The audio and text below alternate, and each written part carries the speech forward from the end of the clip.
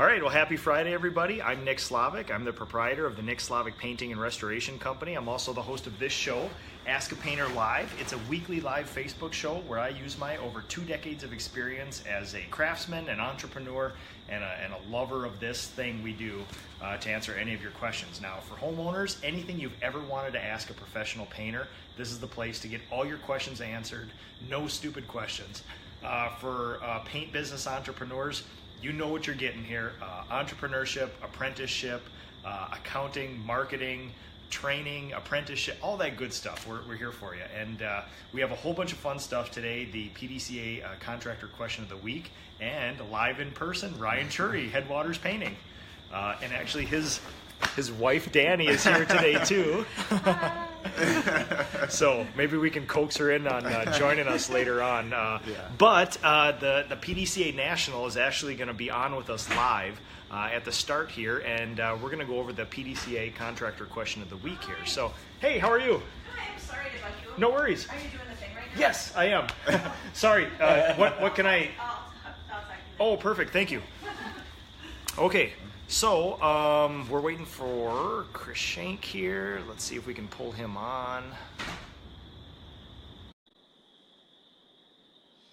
All right, they're adding him here. So, let's see what else we have here while we're waiting for the PDCA.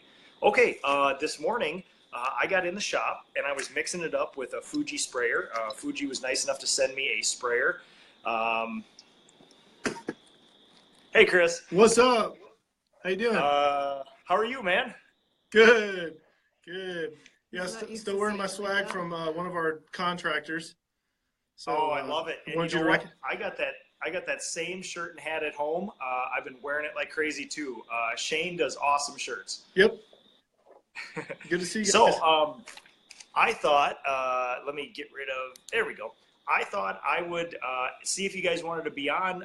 You guys send me these awesome questions every week. I was wondering if you guys would just want to read the question to me instead of just relaying it. So yeah. This question, as usual, when you guys send me questions, I dig through the standards to see if there's a standard for that, to actually do that. And this one was actually a really good fit. So fire away, Chris, whenever you're ready. Yeah. So I just realized, because I'm brilliant, I just realized that I have the question on my phone that I'm actually broadcasting from. So you're now going to have to do it from memory. So, because I'm brilliant. Lucky for you, I got the question and I printed it out. So thanks. I'm a huge fan of redundancy, and it saved the day. So just imagine me with huge biceps talking in Chris's voice when I say this. Karen actually sent, nice mug. Karen actually sent a question in. She's a commercial painting contractor from Ventura, California. She says, I'm a painting contractor that does mainly commercial repaints. Lately, my margins have been falling because of interference with other trades on the job sites. The general contractors are stacking us up on top of one another, and I can't maintain my normal efficiencies. How do I tell the general contractor that this isn't going to work from here out, and how do I salvage the relationship? So, anything else you want to add? Did I get it all? Yeah, actually you did. Thanks for doing good. it. Good. But no, It actually ties in with an industry standard too about job sequencing. I know a lot of people deal with this sort of thing, and that was my question to you. I thought it was a perfect question because we wanted to lift this up. It's actually from our standards in P7. And it's all about saying what's expected. One of the things that it mentions is the painting contractor shall be informed in writing not less than 3 working days in advance of changes in schedule that could affect the work shifts or require acceleration or cause added cost. So, I just want to hear you explain a little bit about that problem that the contractor had mentioned and how that ties into how to be safe. The standard tries to help protect contractors, but I wonder what kind of problems you've run into with that for sure. Well, as a quick example, and then Ryan, you can certainly chime in whenever you want. But yesterday, I walked off a job site because of job sequencing. So this came at like an amazing time because I was looking over the standards this week, and we got sent to a remodel. And I have a rule with general contractors that they're going to schedule you, and you put it on your calendar, trust but verify. You never just, if a contractor says, hey, I need 6-year guys at my new home site next week on Wednesday, mark it down, but also Tuesday, go to that job site and then see if they're actually ready for you. Because I had my guys leave a job site, and it was under good conditions. Nobody was mad at each other. It just wasn't possible for us to do work. But the job site was like an hour and 10 minutes away. So that's the only reason I didn't trust but verify. But it's also a good lesson that no matter how far the job site is away, do it. But we got there, and just like normal, you know, there's guys with hole saws, there's guys cutting tile. There's contractors walking in and out of door frames that we're supposed to be enameling, and we just said, you know what, we're going to do whatever we can here, but we have to go do something else because we can be efficient and profitable somewhere else. And it's just sort of, you know, you handle it. It is what it is. And the contractor knew, and he apologized, and he said, you know, everybody will be out of here, you know, at the end of the day, and that's fine. We'll just pick it up whenever we can. So yeah, it was top of my mind this week. It came at a good time. I mean, so, can I ask you another question? So absolutely. along with that, though, like I know that part of the industry standards is like that getting in something in writing 3 days before. How really? I mean, it's nice to kind of say that maybe contractually or an agreement or something like a handshake or something. How realistic is that to get, you know, change orders done? I mean, do you see that happening? I know, let me just also mention this, that some contractors have worked with that whole idea before. Ryan Amato, do you know Ryan Amato? Absolutely. So he's actually done a podcast and a webinar with us before about how he tries to manage that to get that done. But I just wondered how typical that is and how hard it is to get that done. It just sounds like with what you just said, how in the world would you get that, an understanding to where people would have to put that in writing? How, you know, there is, you know, I have standards, you know, electronically on my desktop that I reference. I also have the printed forms too. But, you know, in large commercial jobs, you know, like Gina Court is somebody that I take a lot of cues from as to how to, I mean, she is a master of sort of the legal side of all this, you know, the logistics of this. So when we talk about 3 days prior, her business is such that, you know, when they're doing a stadium or a large building, all this stuff is agreed to beforehand in writing. And the most important thing is that the other general contractor, the large commercial general contractors, are on board with this stuff. The problem is when you get into new home construction and then even remodeling, this was a huge kind of luxury remodel job. The lower you go on that residential scale, nobody will ever give you anything in writing, let alone 3 days in writing, because they don't even know when their subs are going to show up. So there's this, you know, there's a standard, and this, and again, you know, the one thing I say before I mention any PDCA standard is that if Karen, that commercial contractor, were to take this to her general contractor and say, you see here, I need 3 days, and the general contractor will say, not only have I never seen that, that's your standard. You can't just pop this up out of nowhere. So the key to this stuff working is agreeing to it beforehand. So you need to have a contract that has this in here that says, by signing this contract, we're agreeing to the guidelines of all these PDCA standards. And then your general contractor is going to have to kind of go through this and make corrections or additions as they need to. But don't expect a small remodeling firm to give you anything in writing 3 days prior. Sometimes change orders are like screenshots of text messages that you attach you know, to the bid, and that so that you have a reference later saying, hey, remember this, you guys asked me to paint these 3 other rooms, you know. So it's tough. But yeah, the secret to all these things is that you understand them, and then before you start a job or have a job accepted, you got to have the other people at least like be, hey, by the way, this is the standard I abide by. Are you willing to do this? And if they're not, then you have to start going through and making changes. Say, what if 3 days isn't good enough? I'm going to need 24 hours electronic notice, text, email, you know. Well, something like I don't know if you got the little attachment that comes along with the PDCA standards, but it's a 2x4, and you put that notice on the end of the 2x4. No, I'm curious. I don't want to ball hog here. I mean, Ryan, I'd be curious, Ryan, if you've come across some of those same instances where some of the trades start stacking up and you're trying to push your way through. Yeah, well, I certainly don't have the amount of experience as far as new construction or remodeling, you know, such as Nick Slavik or other people doing major new new construction work. But I mean, yeah, I can think of just the other day, this past week where, you know, we wrapped up cabinets real nice, and the next day the tiler has to come in and he rips down all of our masking. And so I can certainly relate. It's like, okay, well, where does that time go now that as far as the labor costs to mask all those cabinets up, and now we have to remask them before we continue our spraying. So fun. it's a great question. I can relate for sure, but it's funny how, you know, especially on a new construction project, that, you know, if you think about, you know, a 5,000 square foot new home, it's funny how every other trade takes precedent in front of painters. And it boggles my mind, because 90% of what you see is walls, ceilings, and woodwork in that house.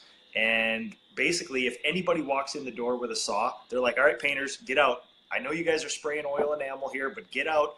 This tile guy has got 3 subway tiles to put in, and he's taking the house today. And I just, for the life of me, I can't understand. Now, again, one of these workarounds is like, because we're dealing with people who are like this, and they may not, you know, you bring one of these standards in, it's a lot of standards, and they may say, whoa, whoa, whoa, I don't understand this, you know? Yeah, exactly. You're swinging the 2x4 at them. They may say, like, listen, what you're bringing to me is bigger than my contracts I give to my people. So in the real world, what I've found is that sometimes it's easier to do a hybrid, where you take a bunch of the standards that people, you know, people would adhere with, but you add on top of it the people management skills of, by stating in your contract that I want everything done before I get in, it's a little more work for you, but your price can reflect it, and then you know the trades are going to be done.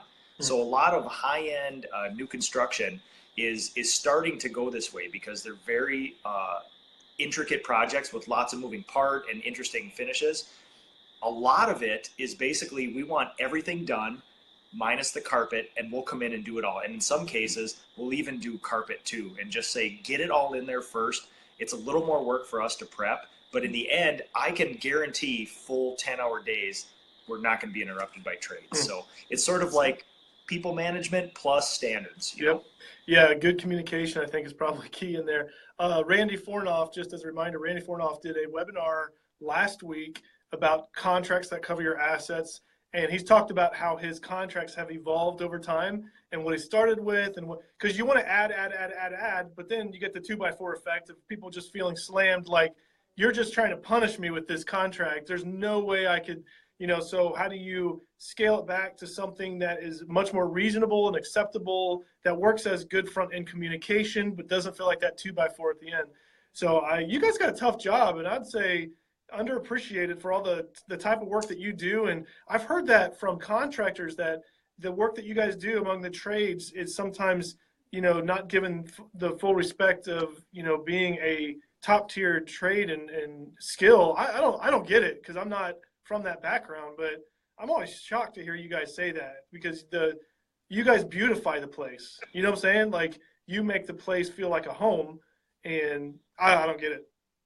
Well, it's always interesting, man. Like I said, it's that whole 90% thing. And it's funny, when somebody lays down $2 million for a new home, they're not thinking about the electrical stuff and the plumbing. They're thinking about the walls, the cabinets, the outside, and everything. So it's kind of funny that there isn't a little more emphasis of, like, please, like, I don't want to be taken care of.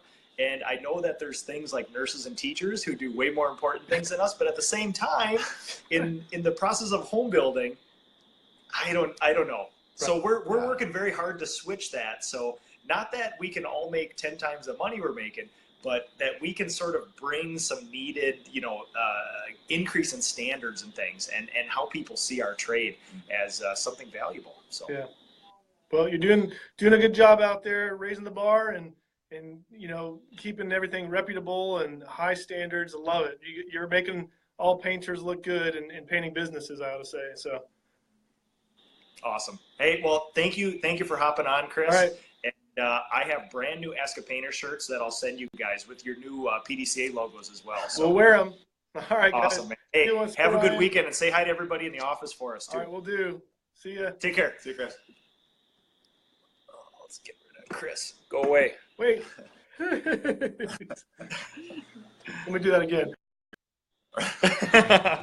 Awesome. Okay. So enough of Chris Shank. Couple things I want to mention. This is industry standard P7 here. This is actually one of the more important standards. It's also one of the shorter ones, which is awesome. So I highlighted some of the things that I use with my builders, and I thought I'd just read them into you real quick here. So obviously the significance of this is proper and effective sequencing is vital to the work of painting and decorating contractor. Painting and decorating contractor's cost and quality of work is affected by changes in sequencing. So you use this, it should be used in bidding and during the course of the project or in the absence of a written schedule. So again, if this is a theoretical project or a project on spec and there's not an actual timeline for it yet, this lays some ground rules for scheduling forward. A couple other things. This is a lot of standards sometimes are a little bit ethereal and they bounce around a little bit. This one is a lot of nuts and bolts. It actually lays out a section. Here's what I expect as a painter to be done inside. Here's what I expect to be done outside. And it's basically, you know, all the simple stuff. We're going to need some heat. We're going to need some light. We're going to need access. You know, if we can't get to the place, we're not going to be able to do our work. And we're going to have some amount of freedom from other trades. So they lay out a bunch of other things. You know, our painting work really should be done with finished lighting, which never happens. Yeah. So when even the best of my builders, I'll say, hey man, we need some heat and we need some lights, and please more than one GFI outlet in the whole house. Yes. So because that one GFI, you know, like everybody comes in, there's 4 DeWalt radios, there's some saws, there's some other stuff, and you can almost see that outlet heating up. There's so much power going. Yeah. You could feel the heat off all those circuit breakers, and sometimes you'll get on those jobs where you're getting towards the end and there'll be 4 or 5 surge protectors, and you can just feel the heat coming off those things, man. Yeah. So yeah, and then when I ask for lights, I'll get 2 pigtailed light bulbs, usually in the kitchen, you know, right when you come in, and then maybe we'll get one like in the master bedroom. And so again, in the real world, you should have all finished lighting in. I don't know of a builder who puts finished lighting in on bare drywall. It's just, it doesn't happen. So we have to sort of be reasonable. If you show up to every one of your contractors and say, hey, by the way, I need you to sign off on this, you know, 40-page standard document that you've never seen before, you're going to get kickback. So start a relationship with them, ease them into the standards, and pretty soon you'll hybridize it, where it'll be half your time people management and half the time referring to this. But this is at least something you can most commonly rely on. So. Yeah, I think that was about it for the standards. So Ryan, we're going to talk about you. All right. So we've been acquaintances on social media for some time now. Yeah. And why don't you tell us how you got to where you are now? Where did all this start? Sure. Well, to make a long story short, graduated from the University of Minnesota in 2010 with hopes of building a business, flipping houses actually.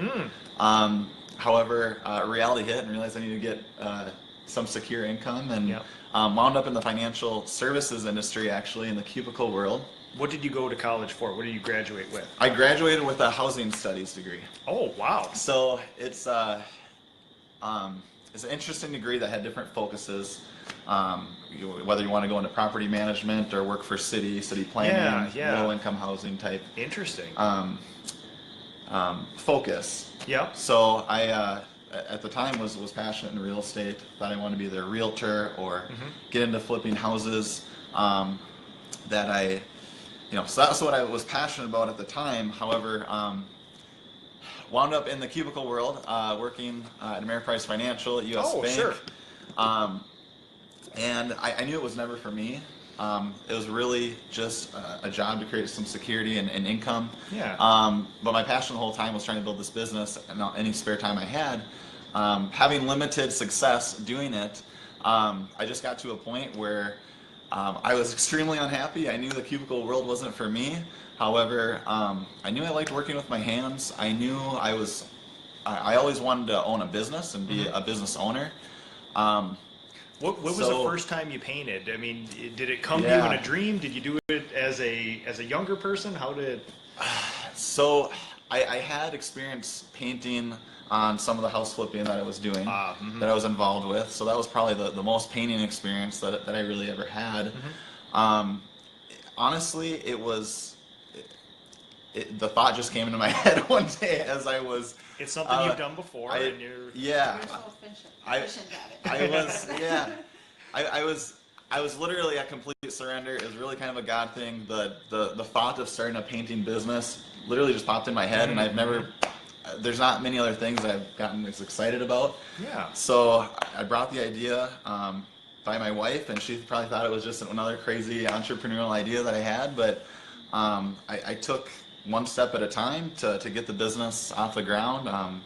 Got my first job off of Craigslist about 3 summers ago, so that Nice. was doing a cool house out in Stillwater. So yeah, not to get off topic here, but I literally, so as I was starting to get more jobs coming in, I got to a point where I was like, I think I can make this work. Nice. So I left the corporate 9 to 5 So you were job doing both that. You were doing the corporate life and the painting too. Yes. Wow. Thankfully, Man. it was a lot. It was a lot. Thankfully, I had an amazing boss at US Bank that allowed me to take unpaid days off as I was getting jobs slowly coming in. So that was a huge blessing that allowed me to get rolling and get the confidence to know that I could make this work. So Nice. That's awesome. the way I entered the world of painting is extremely, I think, probably rare and not very, systematic. I didn't grow up painting. The problem with this trade is that, if you were to ask a million kindergartners, what do you want to be when you grow up? My kid might say painter, but nobody else is like painter, so we all come to it by some other means, and you'd be surprised how many people did. And everybody, it's weird because homeowners do it, young people do it, and eventually some of them remember that time doing it, and they sort of remember it fondly enough to want to do it. But really it's like, rarely does anybody just go through, get a good degree from the University of Minnesota, go on to corporate world, never having paid, and be like, this is what I'm going to do. It's always like they have a touchstone to it. So it's kind of nice that, people are out there still being introduced to the trades and stuff. So, because you never know where it's going to lead you, Absolutely. and I didn't grow up in, a household where there was really anyone that I knew of within family and friends that were in trades. So it wasn't ever really a thought until later on. And now I'm obsessed with trades and love encouraging and influencing, especially anyone who's in a position to let younger people know. Oh yeah. It's such a huge. So what excites you most about the ownership, the craft of it? What really gets you out of bed every day? Man, I love the.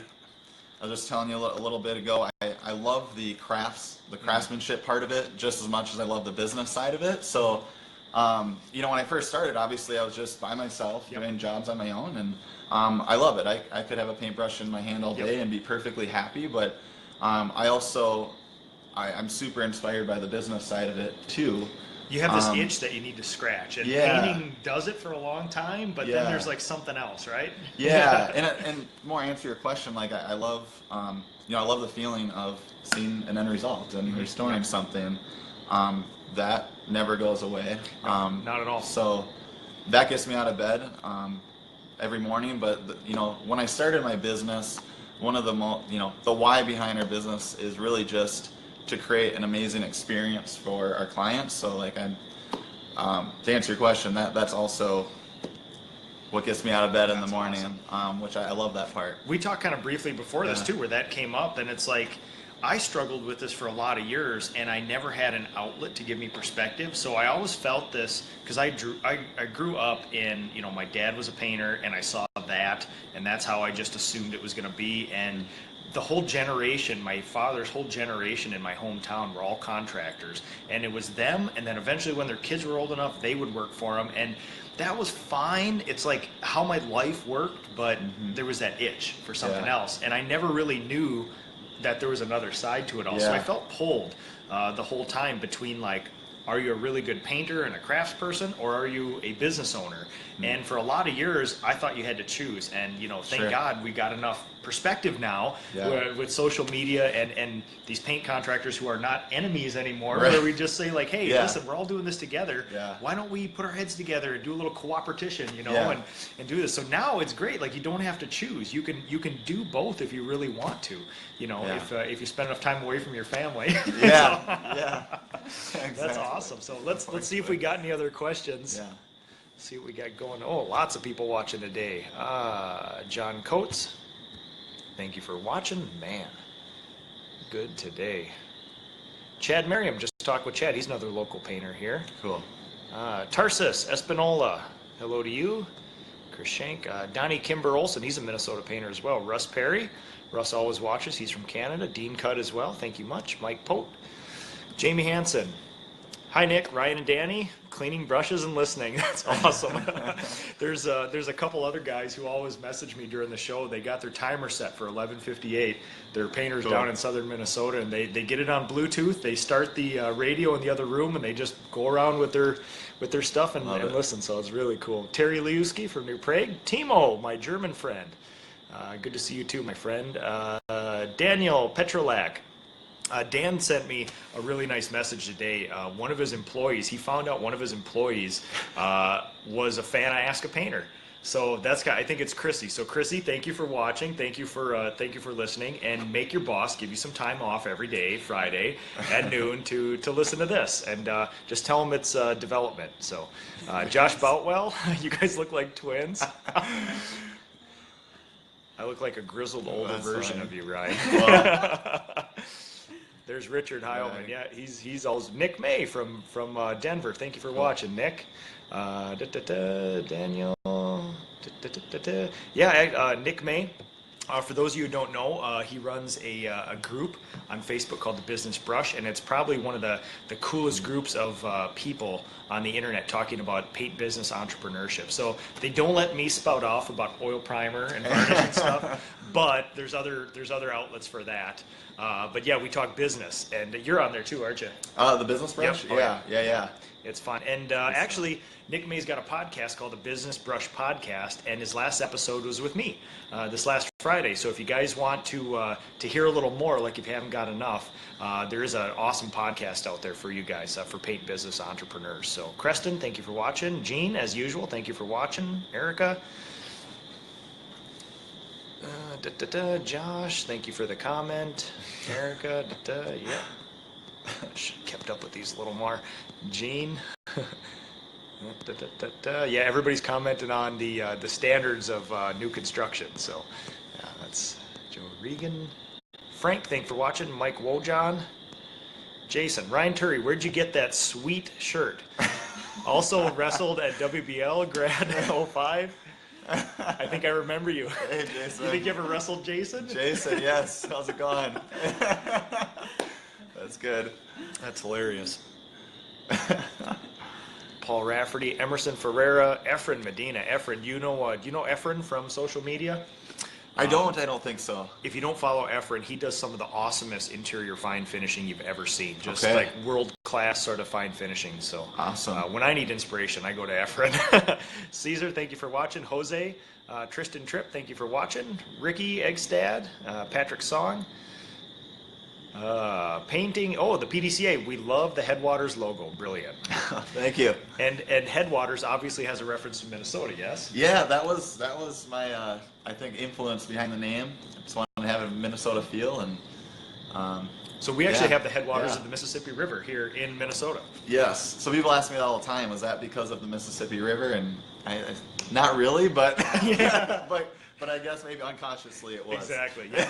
So it's funny. The Mississippi is insane down in Louisiana. You know, it's a mile or two wide, and it's crazy. But up there, if you go to northern Minnesota, to Itasca State Park, you can walk across the headwaters of the Mississippi River. It's like ankle deep. Yeah, that's the cool. kids play in it, and it's you can see the actual little pond where it all starts. Crazy. So yeah. Elio, thank you for watching. Appreciate it. Always representing down there in Brazil. Mike Jacek, thank you for watching. Green, Julio, Juliano Alcantara, my good friend from Brazil. So keep up the good work down there. He, I assume you're familiar with the painters chat room here on Facebook. I think they have like 16,000 people that frequent it. Giuliano, they have, if I don't get this wrong, I think they have 100,000 painters on their chat room down there in Brazil. Whoa. It's insane. It's absolutely insane. And Cool. yeah, if I knew Portuguese, that would be a nice resource Yeah. for me. So, Yeah.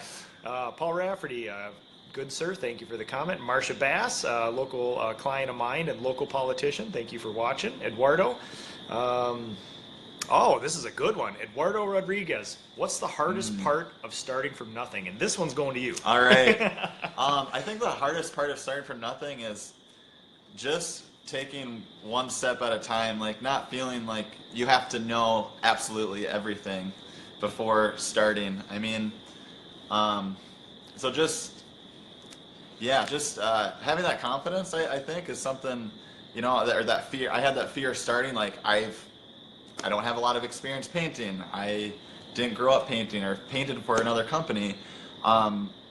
So I think just getting over that fear of realizing, you know, people just are looking for an honest person who's going to treat someone they want to be treated. And, you know, if you can prove that you're going to do quality work, you know, people are going to hire you. So I had this fear, like, you know, I can't say I've had 5 or 10, 20 years of experience, but I'm going to treat you well and take care of you and do everything I can to give you the best product possible. And so it didn't take long to realize, like, man, so many people are just looking for that, and it's actually hard to find. So especially in the trades. Especially in the trades. So if you think about, like, one of the things I've been sort of like thought experimenting with over the last couple months is, like, obviously I get a lot of messages asking for, like, hey, what should I do about this? What should I do about this? And a lot of it is sort of like this, like, hey, I have one guy or two guys, or I'm on my own, like, just give me something to do next. And I've been trying to think of a concise way to say this, and I've sort of come up with that, you know, like 5 years ago, I made a list of all the things that contractors did horrible, and it ended up just being all basic stuff. So they won't answer their phone, they won't call you back, they're late for appointments, they don't show up when they're supposed to, they go over budget, they charge you for things, they don't follow through with your promise, they don't clean up after each other, they look like hell, they're putting cigarette butts out in your flower planters out front. And it's like, you start to figure out that succeeding as a paint business entrepreneur is completely dependent on just solving those things, and those are basic human things. We don't need crazy supercomputers, we don't need to have genius minds, we need to be decent humans to other people, and you will already be in the top 5% of every other tradesperson, not even just painters. For sure. You know, if you think about all the, I mean, we're a pretty refined trade. I mean, we wear white clothes, you know. Yeah. Think of all the landscapers, roofers, and concrete guys that are the scariest dudes you've ever seen in your life. And we're in people's houses. We're in their kids' bedrooms, moving furniture around. So, yes, we are tradespeople, but we got to be so much better. And it's so easy. Even if you're a mediocre painter, if you're a decent human being, sky's the limit. Seriously. It's insane. And thankfully we have people like Nick and so many peers to learn from and ask questions. So I can't count how many times I've got to ask people or go to the right people and just learn. Be a sponge. So Eduardo, I mean, obviously I come from a little different side of this. Know your painting. Just be a good painter. And then after that, if you can be a decent human too, that's awesome. And then just keep building on that. But that's the hardest part about, you know, it's like, you're looking at people. Sometimes the worst thing you can do is look at somebody with like 40 painters and be like, oh my God, there's somebody sitting at a desk in an office, and there's a shop, and there's trailers, and there's like stuff going on, and you're just like, you can't bridge the gap in your mind. You're like, how in the heck do I get from me and my lunch pail to 40 people? And there's so many little things floating around. So you just have to prioritize what's good to you.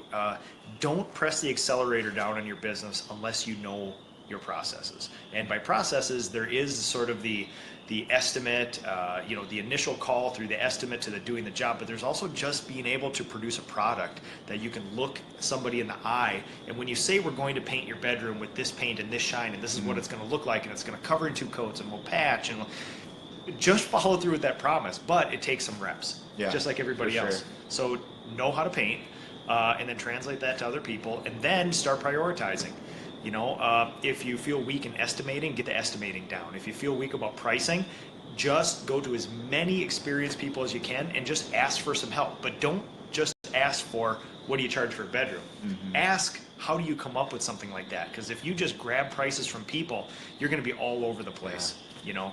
And there's a huge difference between painting for a wage and painting for a profit.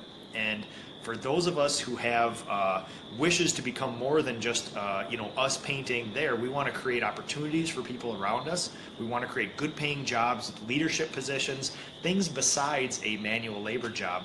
We have to paint for a profit as well. So we have to let our clients know that we're adding a ton of value to this process for them, that we have all these things in place so that we can deliver on our promises and actually pay our people good wages, keep them forever, and make good craftspeople. So, Yes. but prioritize. Mike Schierick, Tom Mossberg, Russ Perry. Oh, here's another good one. Opinions on charging customers for estimates. Free estimates for you? I do free estimates. I guess I've never really considered the idea of charging people for estimates, but that's just me. Yep. And you know, it's one of those things too. It's like in a perfect world, we are doing work, and you know, you think about 250 or 300 estimates that you're going out for, and me being in New Prague, you know, if I go to your neck of the woods, it's a 2.5 hour investment of my time and my skill and whatever. And if you're doing 250 or 300 of those a year, you start adding that up and you're just like, hey, that's not fair. But we live in a world where people get free estimates, and you want the chance. And if you're a good enough salesman and marketer and entrepreneur and you're honest enough, you want to get in front of many people as you can. You know, and if that's our strong suit, and I assume, I mean, that's definitely my strong suit. I assume that's the same with you. Yeah, and I mean, just like you said, you know, you realize how much time you're putting into just one estimate. Well, you better, you know, I think to myself, it's motivating. Well, I've got to get this thing all I have, because it is free, and you're investing a lot of time. So I'm gonna hopefully make it the best experience. Yeah. And it's one of those things where, yes, we are investing time, and it would be nice to recoup a lot of that, but it's the cost of doing business. It just is what it is. I've had a lot of carpenters, you know, especially come hail and storm season, where they're like, you know what, I'm sick of doing all this stuff and not getting these jobs, and they almost approach it like they deserve something out of it, or like they're owed something out of it, and it's almost like they're taking this adversarial approach to their clients, where they're like, I'm going to charge these people for these estimates. And in the case of insurance estimates, like, that'd be about the only one where it'd be tempting, because the close ratio is so low on those things.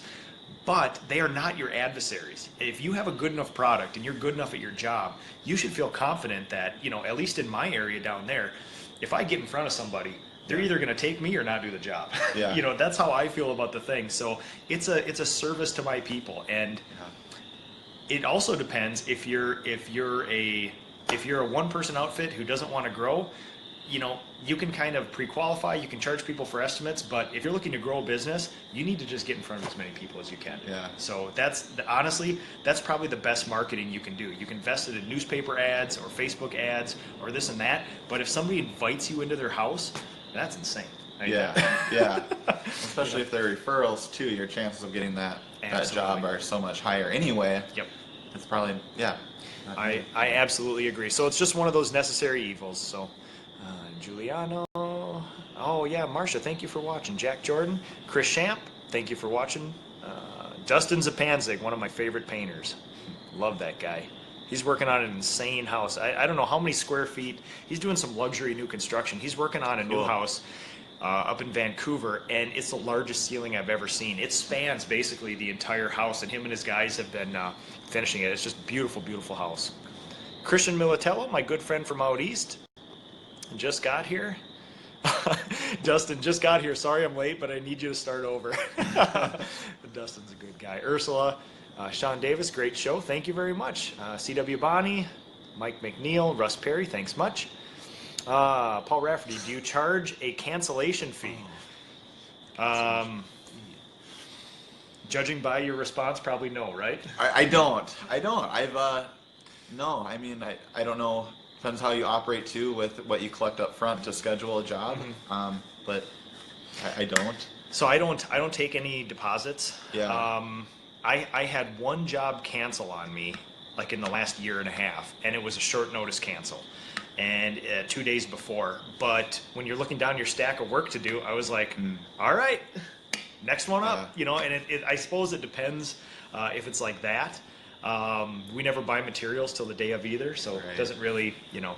No, if I do my job well enough, I'm not big on pre-qualifying calls, but I will in a certain way, and you can sort of do that sneakily by asking timeline. That will do most of it. If you start mentioning price right away, sometimes that seems slimy, so I try not to do that. You can pre-qualify a little so that you don't get cancellations, but the key is putting 2 or 3 hurdles in front of potential clients so that the ones who make it over, those are the people you need to race to their house and get in their house, because they are basically waiting for you to do the job. So, but they're simple hurdles, you know, and just having them make contact with you, and you know, having them, you know, I usually schedule my estimates somewhere between like 4 and 8 days out, and if they can't wait that long, there's no way in hell I'm going to get to their job, you know. So you put just a few little hurdles in there, and you ask for something from them, not big, but something, and then you can weed them out pretty well. So, but no, I don't do any cancellation fees. Eduardo, thank you very much. So grateful to hear both your opinions. Anytime, man. It's a great question. Christian, what are some of the things you've learned from the garden so far? Okay, so I've been accepted into an economic gardening program through the county. It's free. Cool. You guys live in Scott County too, right? Lakeville? No. Living? Yes, living. Minneapolis. So we're in Minneapolis. Oh, okay. Yeah. Oh, you're in Hennepin. Okay. Yep. So in my county, there is the dude who invented kitty litter, Edward Lowe. Wow. He made billions of dollars, and then when he died, he left that in a foundation for entrepreneurship. He loved entrepreneurs so much, he left it there with the guidelines that it has to be used for growing small businesses, second stage growth businesses.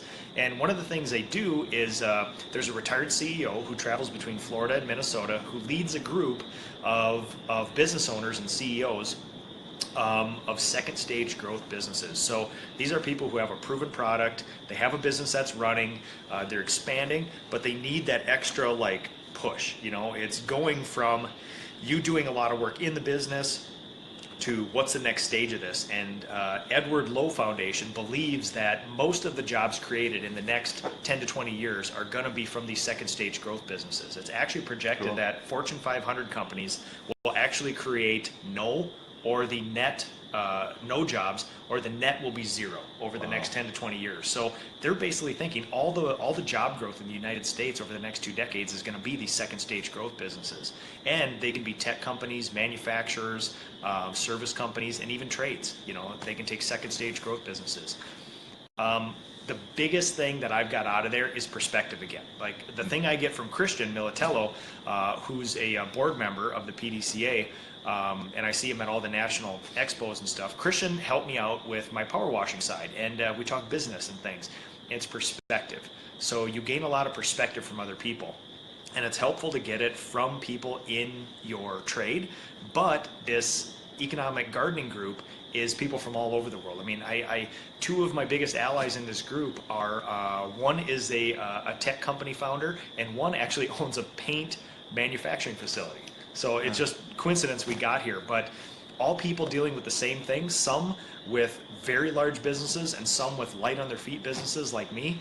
And the perspective you get from outside the industry is very, very valuable. And the benefit is to these groups is that you show up and you can ask something from the group. So if there's something that I'm struggling with, or something that I'm really curious about, or I'm envisioning that's going to be important to me in the next year, I'll say, hey, I need all you guys to roundtable this for me. I'm thinking about adding a salesperson. Give me your good, give me your bad. How does this adapt? You know, and it's a wonderful thing. It's full of brilliant people who are ambitious, that want to do things, and it's free. Cool. And Hennepin County has it as well. So I've heard of it. Yeah. Oh, that's really cool. And I think there's 3 or 4 counties that do it, and they meet by county region group. So I meet with the Scott County people. But yeah, I just found out about it through my my county government building. It was just something they couldn't find enough people to go in it, oddly enough.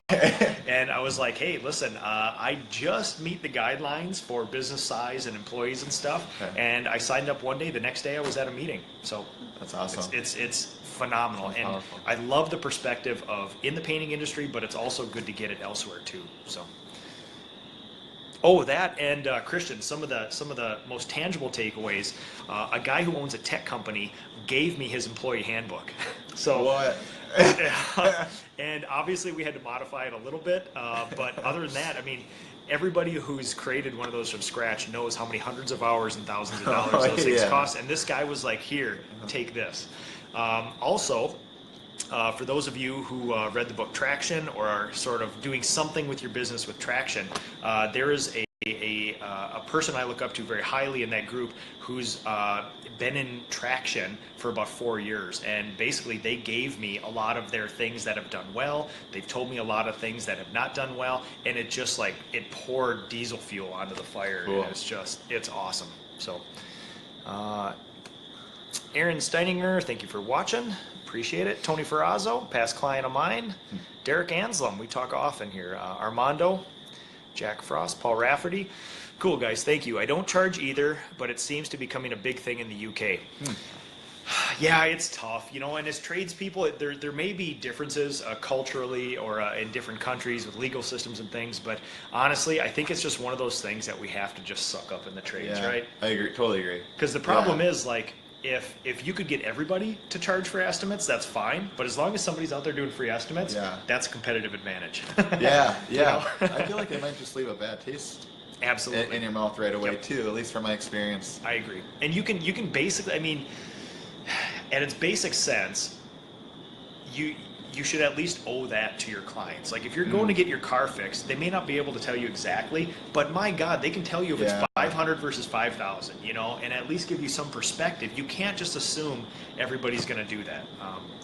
So yeah, I don't know. It's just one of those things, necessary evil. And you know what? I tell you what, if every painting contractor I knew started charging for estimates, I'd be giving it for free. Yeah, you know, exactly. I'd be like, hey, I'll be that one guy, and your phone will just light on fire. For sure. So, and you're already doing it already. So, well, that's awesome. All right, well, Ryan. So, anything else you want to talk about, business-wise, personal-wise? We've run out of questions. Oh man. So. Well, I mean, I can't thank enough. I'm super humbled to even be on the show, Nick. Thanks for inviting me. You're such an amazing leader and influence for so many people. So. Man, just keep doing what you're doing, and we appreciate it. But as far as anything, you know, I can think of, man. What's exciting in your business right now? What are you looking forward to in the next couple months?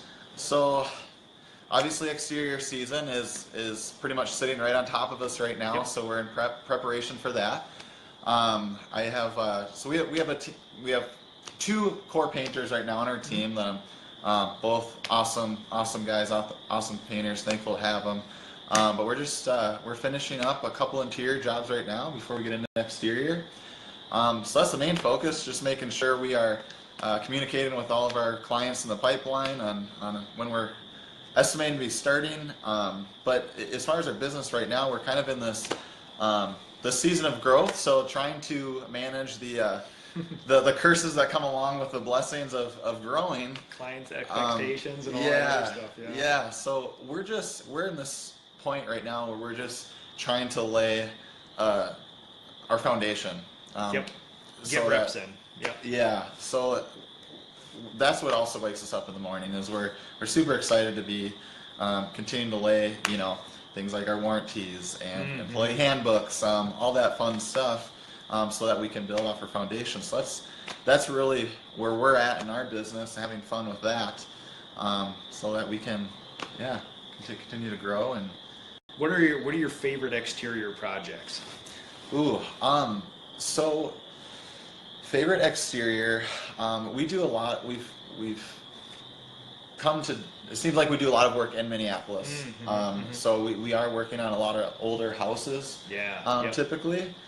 Most of our jobs are, so I would say that. I really enjoy working on older houses, and the aspects that brings compared to somewhere out in a suburban. Absolutely, and you know, if you have a choice to fill your Instagram feed with apartment turn pictures or 100-year-old house pictures, I mean, it's no choice there. So actually, one of the Absolutely. things that I'm going to I want to hone to a razor's edge is the RRP process this summer. So I used to be the only one certified in my company, and I actually sent my right-hand man, who's in the other room, and we're going to. It's kind of funny when I went through my lead training, the RRP, the renovate, repair, and I forget what the P stands for. But whatever it is, it has to do with lead. Yep. And it's funny when it was so comical, and it was exactly how you thought it'd play out. 2 ex-government employees gave the class, and one of them was sitting in a chair at the front of the class while the other one was talking. That guy fell asleep. Oh man. And so it's just like, yeah, this is exactly how I pictured lead training, how it goes. So evidently they're not that excited about it, but I am. And we're going to consolidate that huge book they give you and all those things, and we're getting it down to a 1-pager. Oh, is that right? That everybody can do it, and we are gonna make it so that, yes, it adds some stuff. It doesn't really add that much, but the more you can streamline it and be efficient, we are going to maximize our efficiency with that this summer. So I'm kind of looking. That's another nice little challenge, and it's a nice challenge. But at the same time, you look around and there's us who does stuff like that, but every other painter you'll ever see here, nobody's ever even heard of it. So it's kind of like bittersweet. Like you're gonna do the right thing. You're gonna make it super efficient, and then homeowners don't know about it. No other contractors really do it. But again, you never know, right? Well, yeah. You never know. Yeah. So I think we had another couple questions, then we'll get out of here. I think we've. Jason Paris, Ryan, are you mostly interior, exterior, or even split? Well, I would say an even split. I mean, when we have our exterior during the exterior season, where we are right now 100% focused on exterior, so like exterior comes 100% priority before any interior jobs that we would have calling in on. So we do try to book our rainy days with interior jobs, but we definitely are doing interior between the fall and spring every day. So I would say an even split.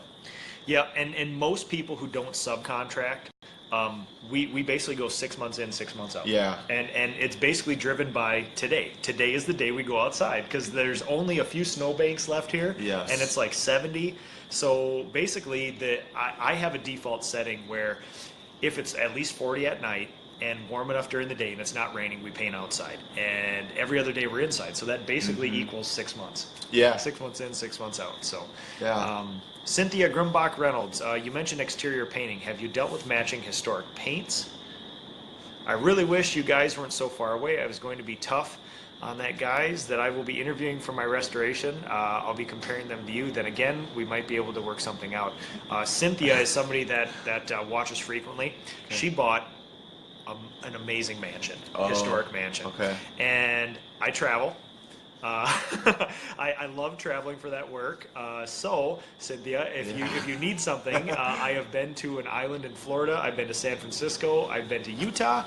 I'm actually going to the Canadian-Minnesota border to restore a log cabin this year. So it's not out of the realm of possibility, especially if you've seen pictures of her house. Cool. It would be a fun one. Cool. So, matching historic paint. I am a traditionalist. I love to learn about everything in the past, but I also don't want to forsake what's good with old stuff. So I love all the technologically advanced coatings, all the elastomeric acrylics. So I always do a combination on old houses where we'll pick historic colors, but we'll use the latest technology in coating. Sure. Because there's really no reason to use oil paint on the outside of houses anymore. It doesn't move with the wood. It just doesn't have the life that these beautiful new 100% acrylics have. So I kind of like the hybridized version where you can make the house look perfectly historic, but with using, the highest end paint you can use. So I assume that's probably, Yeah. No linseed oil paints or anything No, anymore. not myself, but Yeah. you're the man for that stuff. Yeah. So, But no, matching the paints now. The only time you would actually want to use like semi-traditional finishes are either on front doors where you can use like marine varnish, but even that has like it's been polyurethanized a little bit, so there's really hard to find true linseed oil varnish anymore. And honestly, a lot of the new alkyds and polyurethanes. that are marine spec'd will do a better job than a lot of the old traditional varnishes. So I like the tradition. Stick with traditional, like shellac and wax finish, milk paint, calcimime, all that stuff. Leave that inside because it's not going to get the weather. Outside, you really want to get good paint. So match the colors, but go with something newer. All right, well that's it. We made it. So it's Friday. We're going to wrap up here. It's a beautiful day. I'm going to go spend some time with my family and make sure my guys aren't sleeping in there. You actually got to, quick impressions of the job site and everybody here. I'm too close to it. I don't get it, but you got to walk through and inspect. And It's been awesome. It was great to check out what you have going on. It's as far as your bin system and the way you guys prep and tape everything off, it's been awesome to be here and check it out. So I'm impressed. That you guys would come down is really cool. It's nice to have you guys here, and let's definitely do this more often. You know, sure. I think all of us have a very long life ahead of us in the trades, so we should probably try to cooperatitionize it and make the best of this stuff. You know? Absolutely. So, last thing I'll say before I go, issue of APC, their top job issue, which is really cool. There's a lot of familiar faces in here, a couple from the feed here. So if you're looking through, I won't get to everybody, but you'll notice Dustin Zapancic, Dreamscape Painting, who commented on the show today. He's in there. Yeah. Ecclesiastical and Sons. Alex Wendt is a good friend of mine. He's the church guy. So whenever you see pictures of those amazing churches, that's, you know. He's fun to follow. We can post pictures of these cool houses we work on, but I mean, come on. He's gold leafing statues in churches. So. Also, I made it this time. So it's a historic restoration that we did down in New Ulm. Honored to have APC recognize that and all the work of my apprentices there. So it's been really cool. So if you guys want to check out that, there's an electronic version of that. There's also the print version there. Check that out, and you will be super impressed by the craftspeople that are represented in that magazine. So, all right. Well, everybody, have a good Friday. Thanks to the Truries for coming down here. It was awesome to see you guys. So have a good rest of the week, everybody. Anybody who needs anything, you know how to reach me. Thank you to the PDCA for being an awesome underwriter of this show, bringing us questions, bringing us perspective, and then passing it out through the channels. So have a good week, everyone. We'll see you next week.